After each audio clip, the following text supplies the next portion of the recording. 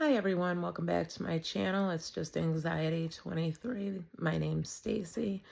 Today is Thursday evening. I was just popping on to see how everyone was doing, say hello. Went out, did some errands because that's basically what I do because I'm looking for a job, but that's all like applying online more or less. So went out, did some grocery shopping, got pizza for dinner, went to 7-Eleven, get home from 7-Eleven and picking up pizza. To be told, I'm lactose intolerant. So I have coconut milk, almond milk, soy milk. I have like 15 kinds of non-milk milk. And my mother can't drink any of them. She has to have regular milk. Didn't tell us before we left. She's almost blind and 82. She doesn't have a car. She can't drive even if she did.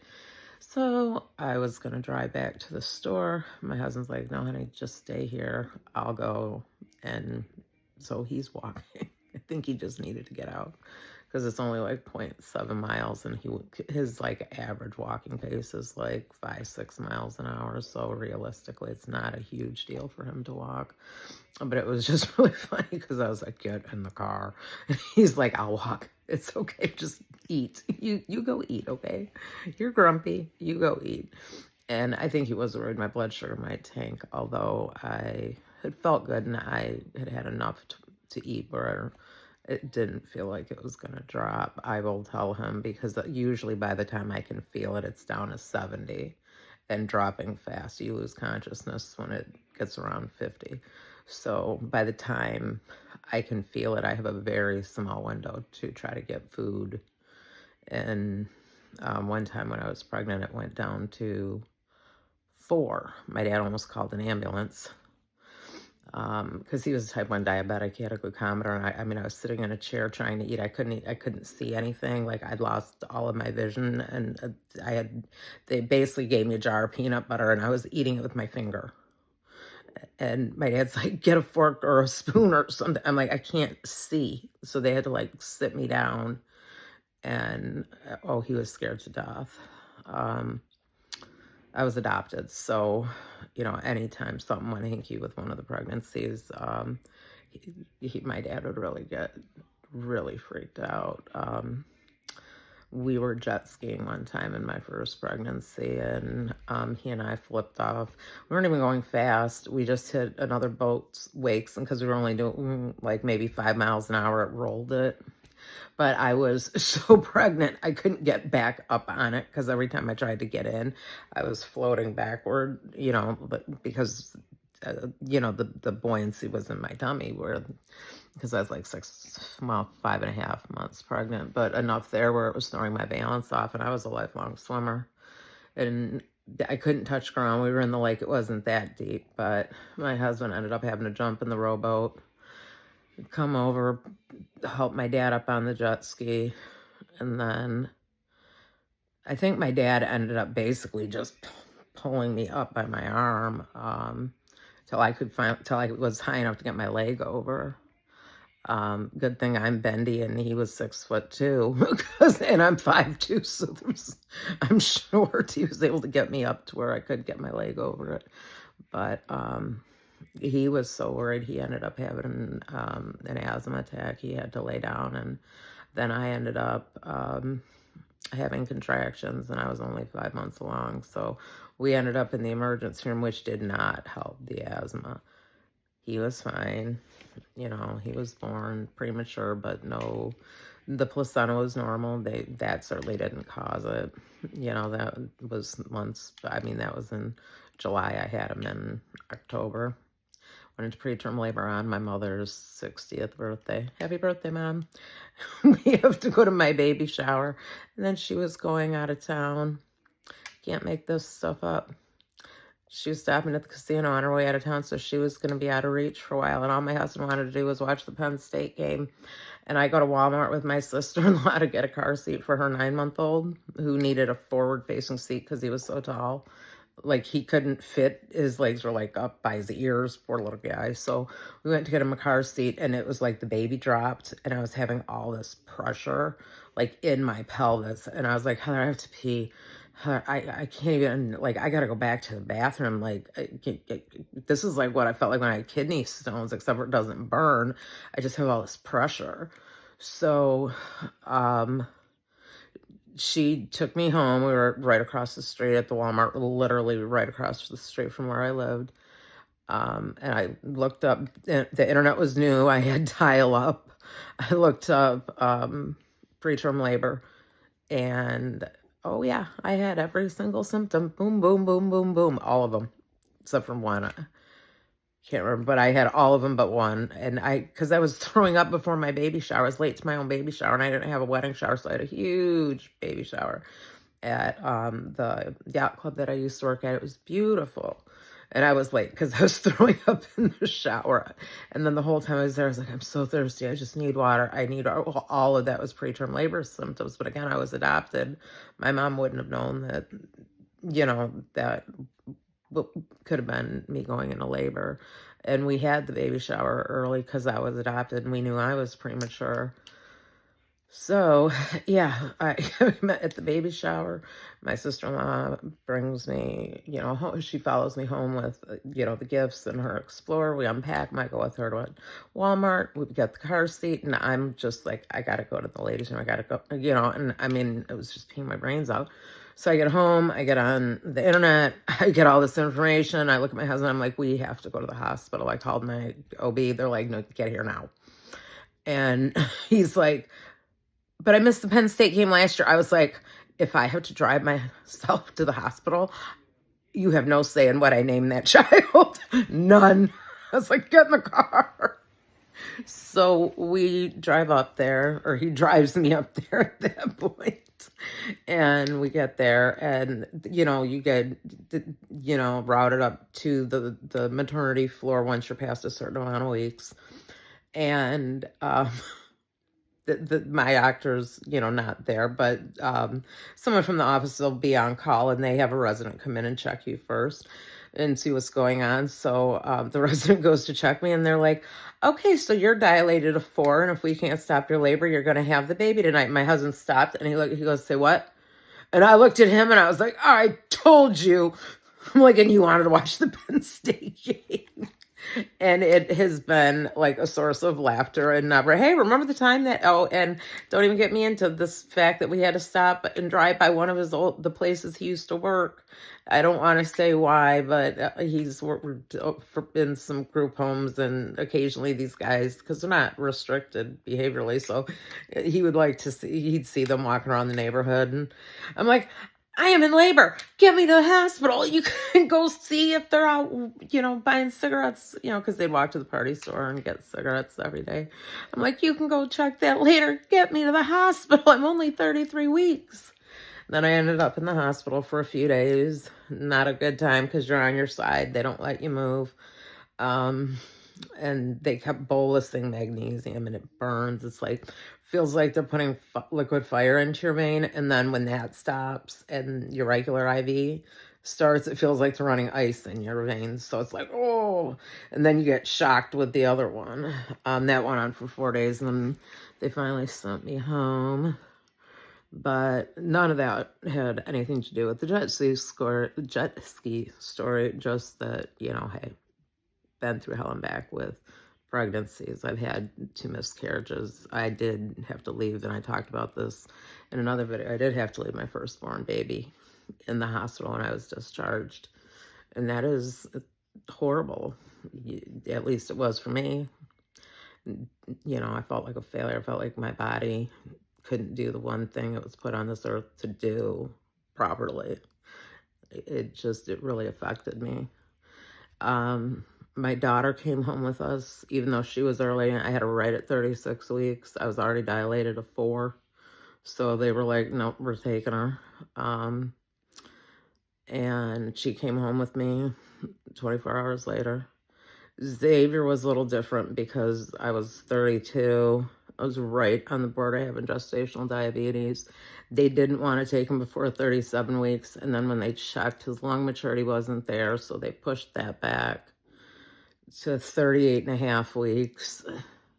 Then I wouldn't dilate. And then he almost ended up being, so my first one almost ended up being a forceps delivery, and my youngest almost ended up being a C-section, because I have hernias and hernia mesh in my abdomen. And the doctor, who was not my OB, my regular OB, was not there, and he delivered my first two. And she was looking at my abdomen, which is full of scars. She's like, do you know where the mesh is? I'm like, yeah. And I used to scrub. I said, so I can tell you where to cut and where not to cut. I'm like, but if you can avoid, she's like, if you don't dilate in the next 2 hours, she's like, it's been 22 hours. She's like, we have to take him. Yes, I was like, great. And then they wanted to keep him. They ended up having to admit me for 5 days, but they wanted to admit him for monitoring. And I was like, absolutely not. Why? There's nothing. You want to keep, are you giving him medication? No. Are you giving him fluids? No. Are you giving him oxygen? No. Does he need to be in an isolate to maintain body temperature like Noah did? No. Does he need a Billy blanket? Because that can be treated at home. Noah was under Billy lights while he was in the NICU. And this doctor was so awful. I threw her out of my room. I was like, get out. Get out. And I called the charge nurse and I said, I work at DMC, sterilizing instruments for the hospital, making sure that people don't get sick and die. My husband works on the psych floor, making sure people don't kill themselves or kill someone else or, assault someone else. I'm like, and you're telling us we can't monitor our own child? You want to monitor our child who has nothing wrong with them? Just why? To bill our insurance? I was so upset. So the charge nurse was like, I'm like, do you have children? She's like, yeah, I have 4. I said, well, how would you like it if you were told you couldn't care for your own child, even though you already have successfully cared for 2 children, both of whom are premature, both of whom were the same approximate weight Xavier was? Noah was by far my smallest baby. He came home at 4 pounds, 10 ounces, and I had a nurse coming out every 2 days to weigh him. And with Xavier, they're like, no, we're just going to keep him, for monitoring. I was like, no, you are not, unless you can give me a medical reason to keep him. You're not keeping him just to look at him. I can look at him. So thank God I had a good relationship with my OB and my pediatrician. So they called in a new perinatologist and they're like, well, look, she's, she had a bad experience and she's already got her back up. So just tread carefully and try to work with her, because her and her husband are very, they're educated. They both work in the healthcare system, and she was treated like she was stupid, and she doesn't respond well to that. So just whatever you do, try not to irritate her, and she'll probably work with you. So this doctor came in with a totally different attitude. Wonderful woman. Literally brought the nurses in and said, I want the nurse trainer in here every time you guys do an assessment on the baby, every 3 hours, because I was being treated for dehydration. So they were keeping him in. My OB was keeping him in with me as long as he legally could. So they were, doing assessments every 3 hours, making sure he wasn't dehydrated, he didn't have jaundice, he wasn't sneezing, hiccuping. There's a whole pre-meet checklist. But they had the nurse trainer come in and show my husband and I how to do that and go through the checklist. And I did that for the first 4 weeks. I think he was home. Initially, it was every 3 hours. They couldn't believe I actually did it, because I brought it in and they were like, wow, you actually did it. I said, even if he's asleep, I sit and watch him for 5 minutes and go, monitor the checklist. How many breaths in 30 seconds? How many? Is he sweating? Is he having diarrhea? You know what I mean? There's a whole list of them. And then if it gets a certain if you have a certain amount, you have to go to the hospital. If you don't, then you just mark it down and you let the pediatrician know.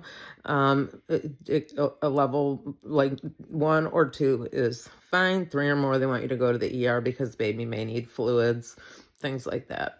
So he was at a 0 or a 1. And they wanted to keep him. And if I wouldn't have been 32, if I hadn't been bullied before and been like, no, if I didn't have doctors, my OB and my pediatrician who I had a good relationship with, had known at that point for like 6-7 years. And I got my pediatrician through my OB. That's also his pediatrician. So I had a good team of doctors behind me that were like, no, she's not crazy and she's not a bad mother. And there's no reason for us to take a NICU spot up when they only have 7 spots at St. Joe's in Ann Arbor. At least at that time, I think they had 7. To hold a spot for a baby for monitoring, when if it went over 2, I'd bring him back anyway. And the one doctor was just like, no, you have no business. You don't know what you're talking about. And I'm looking at her like, ma'am, I have 391 college credits. I have a wider range of education than you do. And I also went to school to be a surgical tech. And I've taken classes in physics and in Hebrew and all kinds of other fields. I had a doctor of mine who passed away. I used to read his science journals, and there was one about whether or not Botox would help facial tics, and if it was like injected versus topical. And he was asking about the efficacy of the treatment. He's like, I haven't had time to read it. He's like, you understand that, don't you? I was like, yeah. You want me to tell you what it says? And he was like, if you don't mind. I said, well, in summary, you got to do the injections. I said, the topical will not work at all. I said, I said, even the placebo actually works higher. He laughed when I said that. But, another example of a great doctor of mine that I had a good rapport with and mutual respect. I thought he was a great doctor. He gave me great care. And he didn't treat me like I was stupid. When I told him, hey, I have pain, just because they couldn't find it for a long time. I have 4 herniated discs in my back, but I didn't have insurance, so I couldn't get an MRI. So it was kind of like, I've told you for 5 years that I've had unbearable nerve pain in my back. But because I didn't have insurance, I couldn't prove that I was a liar, apparently, to many, many doctors. But like I said, I have a great team around me. My pain has been in control now since I went back to work in 2018. So, about 16, 17, it started getting better. But prior to that, I did have a few really bad years where not only couldn't I work, I was in so much pain. And I mean, it wasn't, I've been very heavy at times, but I've also been down to 90 pounds. And that was one of the times where I was so skinny. And I mean, when I was so fat, I couldn't walk. When I was so skinny, I could barely walk. And I was so skinny because I was in so much pain, I couldn't eat. It stunk. But anyway, so that's just kind of how my mind works. And I meander through, my memories, trying to just talk about things that might let you know a little about me, how I think, how I see the world.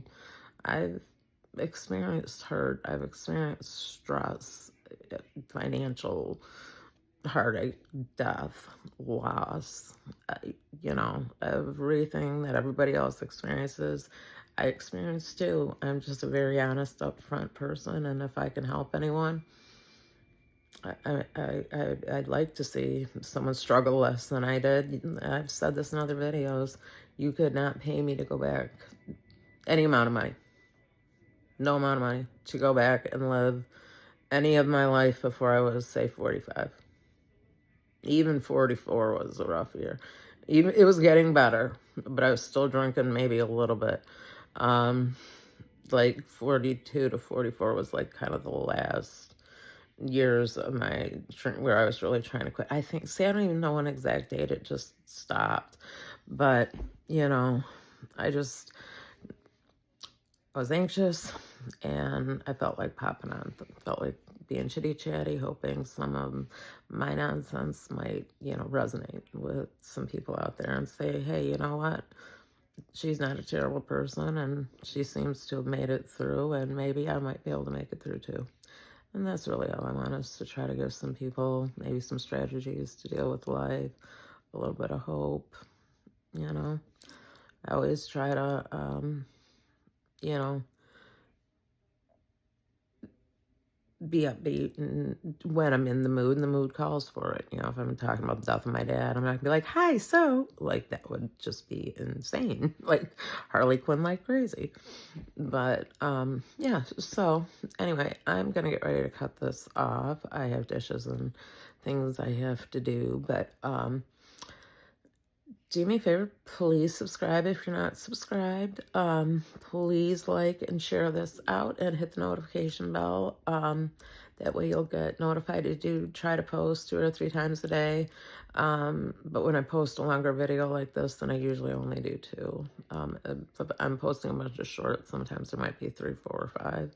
Just kind of depends on what I have going on, and if I do something stupid like today when I woke up at 8 o'clock in the morning to call the doctor thinking it was Friday. Duh. You know, so I have to do that again tomorrow. But anyway, like I said, if you enjoyed this, please give me a like and a subscribe. Please leave me some comments. Gives us something to discuss. And thank you so much for stopping in and sharing your evening with me. Have a wonderful evening, and I will see you tomorrow on the actual Friday morning.